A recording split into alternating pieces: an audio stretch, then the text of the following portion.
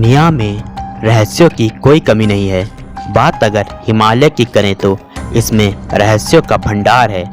ऐसा ही एक रहस्यमय स्थान हिमालय की पहाड़ियों में मौजूद है, जिसे सिद्धाश्रम, ज्ञानगंज, संभाल और सांग्रीला के नाम से जाना जाता है। ज्ञानगंज एक ऐसा स्थान है जहां जाने वाला इंसान अमर हो जाता है, यानी यहां रहने वाला इंसान कभी नहीं मरता।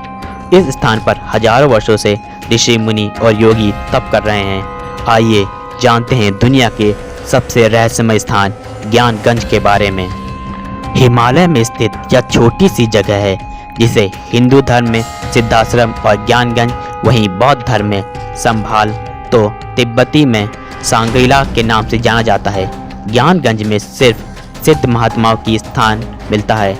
इस जगह के बारे में कहा जाता है कि यहाँ हर किसी का भाग्य पहले से ही निश्चित होता है और यहाँ रहने वाला हर कोई अमर है। यहाँ किसी की मृत्यु नहीं होती। यहाँ हजारों वर्षों से ऋषि मुनि तपस्या में लीन हैं। महाभारत और रामायण में भी इस स्थान का वर्णन मिलता है। रामायण में सिद्धाश्रम 2 बार वर्णन किया गया है।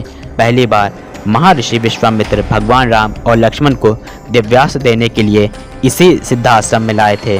दूसरी बार रामायण में इसका वर्णन महर्षि वाल्मीकि भगवान राम के पुत्र लव और कुश को कुछ महीने के लिए यहाँ शिक्षा लेने भेजते हैं। महाभारत में भी सिद्धाश्रम का वर्णन मिलता है।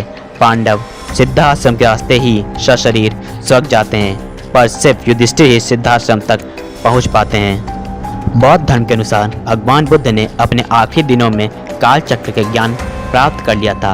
उन्होंने कई लोगों को सिद्धाश्रम के बारे में बताया था। इनमें से एक थे राजा सुचंद्र। राजा सुचंद्र सिद्धाश्रम में ज्ञान प्राप्त कर जब वापस लौटे, तभी से तिब्बत में उस स्थान को संभाला कहा जाने लगा। संभाला का अर्थ होता है खुशियों का स्रोत। इस स्थान पर कई लोग जाने का प्रयास करते हैं, पर ना तो किसी को इसका रास्ता मिलता है और ना ही सिद्धाश्रम को देखा जा सकता है। आपको जानकर हैरानी होगी कि आजकल की मैपिंग सिस्टम की मदद से भी इसे ढूंढा नहीं जा सका है। यहाँ तक सैटेलाइट में भी इसे नहीं देखा जा सकता है। आधुनिक समय में ज्ञानगंज तिब्बत में कैलाश पर्वत और मानसरोवर झील के निकट स्थित है। धार्मिक मान्यताओं के अनुसार इस जगह पर एक आश्रम है जिसे विश्वकर्मा जी ने बनाया था। सांग्रीला घाटी यानी ज्ञानगंज की अनुमानित स्थिति कैलाश पर्वत के नीचे मानी जाती है, पर चौथे आयाम में होने की वजह से यह आम लोगों को नजर नहीं आती। सिद्धाश्रम यानी ज्ञानगंज में पहुंचने का सिर्फ एक रास्ता बताया गया है और वह है कर्मयोग और कठिन तपस्या।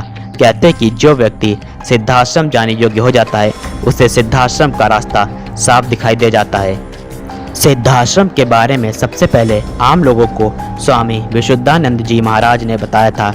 वे स्वयं सिद्धाश्रम से ज्ञान प्राप्त कर लौटे थे। अब तक कुल 50 साधु संत और योगी सिद्धाश्रम जाकर लौटे हैं। इनमें देवरा बाबा भी हैं।